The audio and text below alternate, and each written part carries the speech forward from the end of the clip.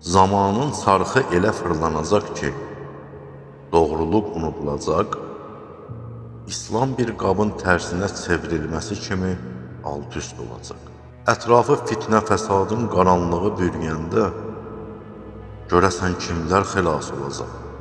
Adı sanı bilinməyən, lakin göy əhli tərəfindən tanınan o gizli qəhrəmanların sirri nədir? İndi dinləyəcəyiniz kəlamlar bəşəriyyətin ən çətin sınağından necə üzü ağ çıxmağın yolunu göstərir.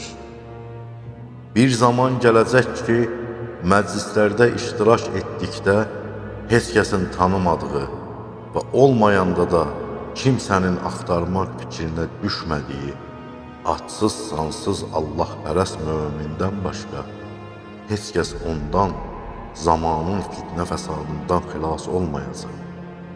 Belə insanlar qaranlıq gecədə hərəkət edənlər üçün yol göstərən çıraqlar və aydın nişanələrdir. Cəmaət arasında fitnə fəsad və söz-söhbət yaymır. Xalqın eyiblərini və pisliklərini aşkar etmirlər. Onlar səfeh və boş söz danışan deyillər.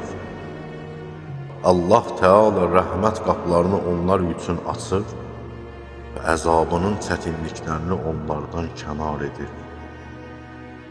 Ey cəmaət! Tezliklə elə zaman gələcək ki, qab çevrildikdə içindəkilər töküldüyü kimi İslam alt-üst olacaq. Ey cəmaət!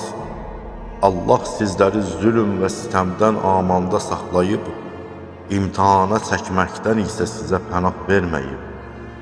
Bütün kəlam sahiblərindən daha əzəmətli və böyük olan Allah buyurmuşdur.